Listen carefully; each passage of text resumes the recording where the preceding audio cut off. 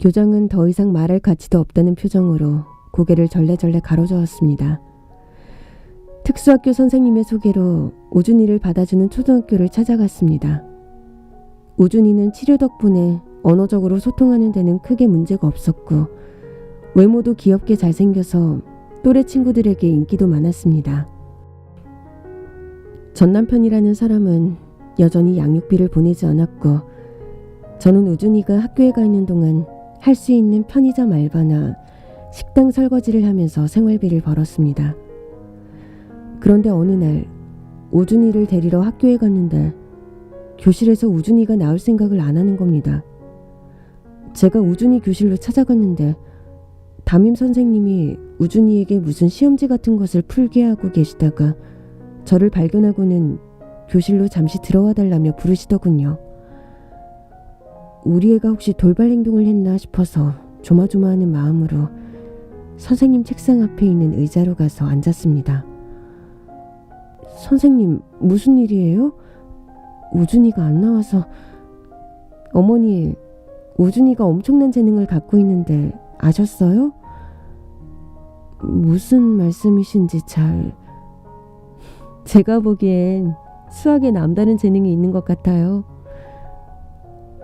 예? 설마요. 사실 우준이는 4살 때부터 글을 읽었고 몇 시간씩 가만히 앉아서 조각 1000개짜리 그림 퍼즐을 다 맞추었습니다. 크레파스를 빛 스펙트럼대로 나열하는 걸 좋아했고 빛과 소리를 쫓아 홀로 몰두하는 것도 자주 했어요. 차량 번호판을 가지고 암산할 정도로 숫자에 흥미가 많기는 했습니다. 보통 아이라면 아이고 우리 아들이 똑똑해서 암산도 잘하고 집중력도 좋다라고 생각했겠지만 이런 특성이야말로 자폐 증상이라고 하길래 그렇구나, 자폐라서 그렇구나 하고 말았죠. 그런데 그게 아니었어요. 어머니도 아시다시피 우준이가 아주 특별하잖아요. 저도 우준이 같은 학생은 처음 봐요. 네.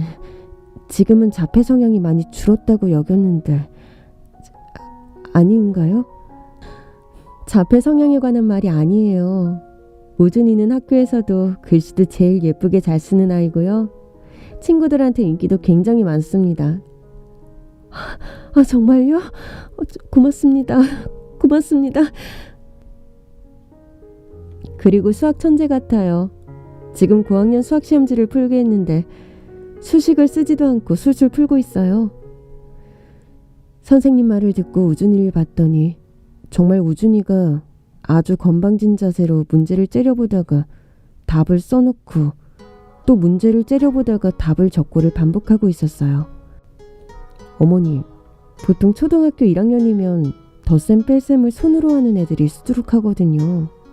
그런데 우준이는 마이너스 음수의 개념을 완벽히 이해하고 있어요.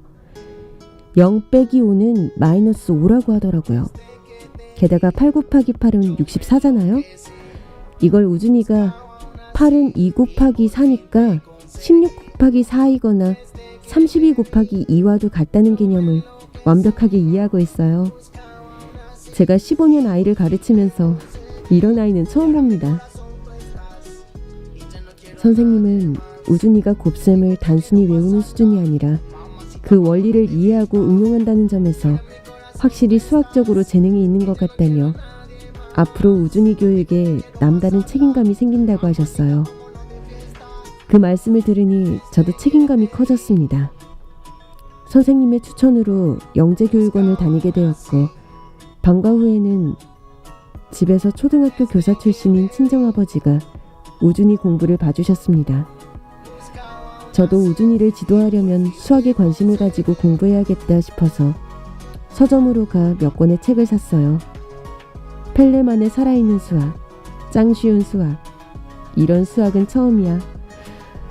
이런 책들을 사서 읽었는데 정말 한두 장을 넘기는 것도 쉽지 않았습니다. 이게 무슨 말이야 대체. 누구나 짱 쉽게 푼다며. 그런데 왜 나는 하나도 모르겠냐고. 나 놀아버리겠네. 수알못의 수포자였던 저는 학창시절 경험했던 수학의 넘사벽에 막혀서 또 한 번 무릎을 꿇었습니다. 수학 문제도 모르겠는데 어떻게 된 게 해답풀이도 뭐라고 하는지 도무지 알아먹을 수가 없더라고요. 일테면 이런 거예요. 여러분도 짱 쉽다는 수학 문제 한번 같이 풀어보시죠. 저만 풀면 제가 너무 미안하잖아요. 문제 나갑니다. 수수께끼를 좋아하는 한 사람에게 나이가 몇 살이냐고 물어봤더니 이렇게 대답했대요. 내 나이는 3을 더하고 3을 곱한 수에서 내 나이에서 3을 뺀 후 3을 곱한 수를 빼면 내 나이입니다. 이 사람은 과연 몇 살일까요? 아시겠나요? 저는 정말 문제조차 이해가 되지 않았는데요. 해답풀이는 이렇게 되어 있더라고요. 3의 제곱년이 지나면 그의 나이는 지금보다 9년이 더 많다. 그리고 3의 제곱년 전에 그는 지금보다 9년이 어리다. 둘의 차이는 9 더하기 9, 즉 18년이다. 이것을 1차 방정식을 이용해서 풀면 간단하게 풀 수 있다고 하는데 3 곱하기 3 곱하기 마이너스 3 곱하기 마이너스 3은 이걸 풀면 간단하대요. 뭐가 간단하죠? 풀이는 생략하겠습니다. 도무지 제 머리가 이해를 못해서 그런 건 아니고 시간 관계상 생략할게요. 아무튼 답은 18살이래요. 혹시 정답을 맞추신 분 계실까요? 맞추셨다면 당신은 분명 수학 영재 아니면 천재이실 거예요. 인정! 훌륭하십니다. 당신의 수학적 재능에 박수를 보냅니다. 아무튼 흥미로운 문제가 더 많지만 저처럼 숫자만 봐도 경기를 하는 분들이 계실지 모르니 이쯤에서 그만하겠습니다. 하여튼 쉽다는 말에 속아서 구입한 책들을 한 장도 못 넘기고 처박아 두었는데 우준이가 이걸 꺼내서 재미있게 읽고 문제를 풀고 있더라고요. 엄마, 너무 재미있어요. 하면서요. 그제야 저는 처음으로 제 아들의 비범함을 깨달았습니다. 이 아이는 천재다. 수학 천재. 이때부터 저는 부지런히 우준이가 흥미를 가질 법한 수학책들을 구해 선물해 주었습니다. 우준이는 다양한 수학 공식이 수록되어 있는 책을 빠르게 훑어보고는 자신만의 방법으로 공식을 만들어내기도 했습니다. 우준이가 만든 공식이 원래 공식과 완전히 동일하다는 것을 나중에 알게 되었지만 자신만의 방식으로 공식을 만들어내는 것은 우준이에게 큰 자신감을 안겨주었습니다. 우준이 담임선생님은 카이스트의 교수님을 소개해 주셨고 그분이 우준이의 수학적 재능을 제대로 발휘하도록 이끌어주는 멘토이자 지도교수가 되어주셨습니다. 우준이는 각종 수학 캠프와 수학대회에 참가해서 다른 수학적 재능을 가진 언니 오빠들과 아이디어를 공유하면서 하루하루가 다르게 성장해 나갔습니다. 선행을 한 적이 없는데도 성적이 좋았어요. 우준이는 책을 보면 그냥 사진 찍는 것처럼 기억한다고 하더라고요. 과학고등학교에 들어가서도 늘 전교 1등, 수학시험 100점을 못 맞은 적이 한 번밖에 없어요. 장염으로 아파서 집중을 못했기 때문이래요. 수학 문제 앞에서는 실수도 안 하고 싸가지 없게 식도 안 쓰고 암산으로 문제를 푸는 우준이는 공부만 잘하는 게 아니라 인성도 좋았어요. 학교 선생님과 문제풀이 대결을 할 때는 선생님을 위해 우준이는 암산으로만 풀고 선생님은 노트에 수식을 써가면서 풀었어요. 어른인 선생님이 아니라 제자인 우준이가 핸디캡을 자처했다고 하더라고요. 그렇게 해서 선생님을 이기게 해주는 착한 아이였어요.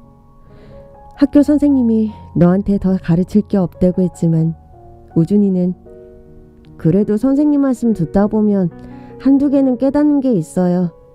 학교 다니는 것도 재미있고요. 라고 해서 선생님의 자존심에 스크래치가 갔다고 무스갯소리를 하셨어요. 그렇게 우준이가 카이스트 공대에 납치당하다시피 입학을 했고 대학 2학년 때 세계 국제수학 올림피아드에서 당당히 1등을 차지했습니다. 금메달과 최고 득점자상을 수상하자 미국 하버드 대학교와 프린스턴 대학교, 각종 유명 기업에서 후원을 하겠다고 난리가 났습니다. 수학을 사랑하고 올림피아드에서 좋은 성적을 거두게 되면서 우준이는 뉴스 인터뷰도 하고 신문에 기사까지 났습니다. 우준이 유명세에 저까지 인터뷰를 하게 돼서 얼마나 민망했는지 몰라요. 자폐 스펙트럼 장애인을 수학 천재로 키운 장한 어머니라고 칭송하는데 우준이가 특별해서 그런 거지 제가 뭘 한 게 있나요? 그저 부끄러울 따름이었습니다.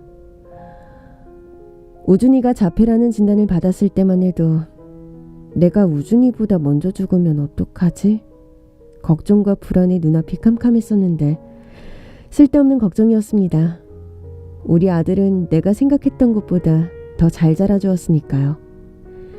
우준이가 처음 다녔던 자폐아를 위한 특수학교 원장님, 우준이의 수학적 재능을 발견해 주신 초등학교 선생님, 우준이가 학문적 성취를 이룰 수 있도록 지도해 주신 카이스트 대학 교수님, 그리고 자폐라는 고립의 세계에서 수많은 소통으로 이끌어내 주신 저희 친정 부모님, 지금의 값진 열매를 맺기까지 수고해 주신 많은 분들에게 감사의 전화를 드렸고 축하 인사를 주고받으며 너무나 행복했습니다. 문득 친정엄마가 그러시는 거예요. 예, 유튜브가 대세라고 해도 공중파 뉴스가 대단하긴 하더라. 뉴스 한번 나갔다고 세상에 내 돈 떼먹고 이사간 영심이 엄마까지 전화가 왔더라고. 사돈의 팔촌까지 다 연락 올 기세야. 우준이 옆에 내가 괜히 서 있었나 봐. 내 얼굴 알아보고 전화했지? 아휴 참, 인터뷰 안 한다고 했는데 꼭 엄마 인터뷰 받아야 한다고 해서 아유 민망하게. 지금 우준이를 누가 만들었는데 엄마 인터뷰하는 건 당연하지.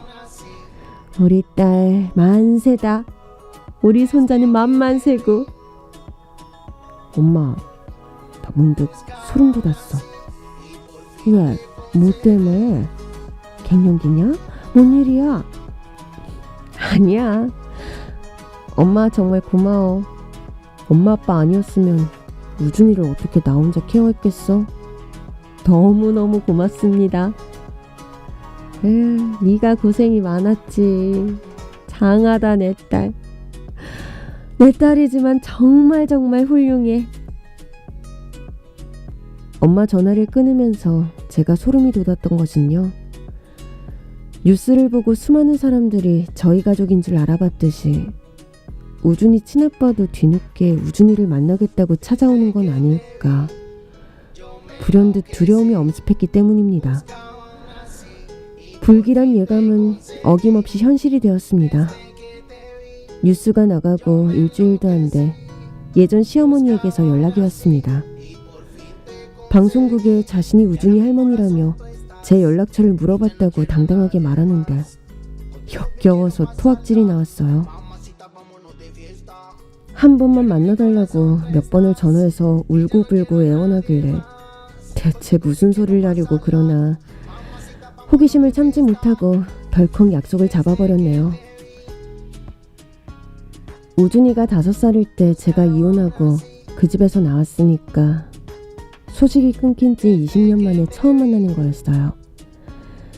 전 시어머니와 만나기로 한 날 약속 장소에 도착해보니 그 여자는 저보다 먼저 나와서 초조하게 저를 기다리고 있었어요. 아유 아가, 우준애미야, 여기야 여기.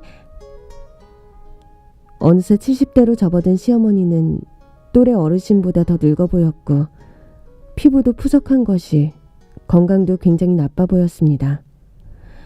하긴 마음을 어떻게 쓰느냐에 따라 얼굴 인상도 바뀐다는데 그동안 어떤 삶을 살았는지 한눈에 알 수 있는 쭈글쭈글 마귀알몸 얼굴이었습니다. 온다고 수고 많았지? 오늘 귀한 시간 내줘서 너무 고맙다. 고마워. 지나치게 다정한 그녀의 말투가 가식적으로 느껴졌습니다. 예. 저를 보자고 한 이유가 궁금해서 나왔어요. 그렇지. 너는 어떻게 잘 지내니? 혹시 재혼은 했고? 아니요. 우준이 키운다고 정신이 하나도 없었거든요. 재혼 생각을 해본 적이 없어요. 에휴, 그래, 그랬겠다. 내가 괜한 걸 물었네. 시간이 별로 없어서요. 용건만 간단히 말씀해 주시겠어요? 아유, 그래, 용건만 간단히. 내가 간단하게 말하마. 자, 우준이 애비 이혼한 건 알고 있니? 아니요. 너랑 이혼하고 우준이 애비가 땅을 치고 후회를 했단다. 조강지처를 버렸으니 할 말이 없지. 참, 아이고, 새아기하고는 10년 전에 헤어졌어.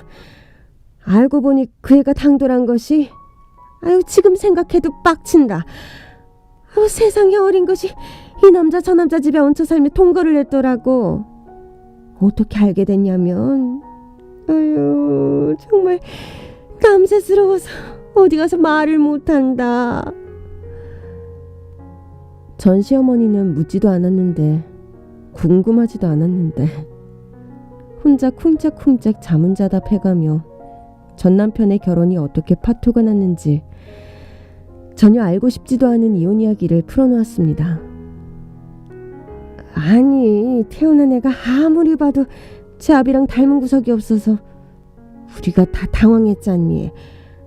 그래도 민석이는 발꾸라기 닮았나 하면서 요래조래 찾아봐도 코털 하나 닮은 구석이 없는 거야. 그래서 내가 몰래 친자 확인을 하려고 했는데 민석이게 또 말리더라고. 그러다가 애가 10살인데도 너무 폭력적이라서 안 되겠다 싶어 내가 몰래 친자 확인을 해보니까 아유 우리 집 핏줄이 아닌 거 있지. 아, 네, 그랬군요. 근데 하나도 안 궁금한데요. 아유, 그래. 그렇지 참. 우준이 애비가 사실 그 전부터 너랑 이혼한 걸 반성하고 너와 우준이를 찾아다녔는데 아무리 수소문을 해도 연락이 안 닿아서 엄청 애를 먹었단다. 왜? 얼굴 표정이 왜 그리 떨떠름하냐? 내 말이 거짓말 같으냐? 아니야, 진짜야. 우리가 우준이를 얼마나 찾았는지 몰라. 너는 우준이 애비가 어디서 뭐라고 사는지 안 궁금하니? 뭐 제가 알아야 할까요? 제 대답은 듣지도 않는지 아니면 최근 몇 년 동안 대화를 해본 적이 없었는지 쉴 새 없이 구구절절 말을 이어갔습니다. 아유, 새아기는 방탕하고 행실이 불량하지. 아직 키우고 있는 애는 치가 아닌데 맨날 사고만 치고 다니지. 손해배상으로 가게 하나를 날렸을 정도야. 얼마나 속이 상했는지. 허구날 술만 푸더니 결국 알코올 중독에 빠져서 지금은 정신병원에 있단다. 아유, 불쌍하고 가여운 내 새끼. 알고 보니 그년이 우리 애를 꼬드겨서 카페까지 지명이로 해놨더라고. 아유, 무딜지 못해서 당한 거야. 그년한테 남의 애를 기른 정신적 피해 보상은 못해줄 망정 우리 집안 재산을 야금야금 못 익혀서는 도망을 가버렸잖니. 아이고 뒷골이야. 전 시어머니는 친자 불을치 이혼 소송을 내서 그동안 지원했던 교육비와 생활비, 위자료를 받으려고 했지만 그 여자는 정작 하늘로 솟았는지 땅으로 꺼졌는지 해외로 튀었는지 콧배기도 찾아볼 수 없었다고 합니다. 게다가 비록 남의 핏줄이긴 하지만 10년을 기른 아이는 어릴 때부터 사고를 수없이 치고 다니더니 결국 사람까지 죽여서 무기징역을 살고 있다고 합니다.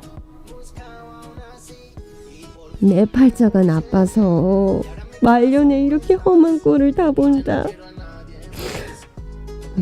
예, 그런 넋두리 하시려고 절 보자고 하신 거예요?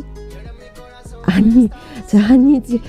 아가, 내가 얼마 전에 뉴스를 봤는데 D가 나오지 뭐냐. 그 아이 우준이 맞지? 내 손자. 그치?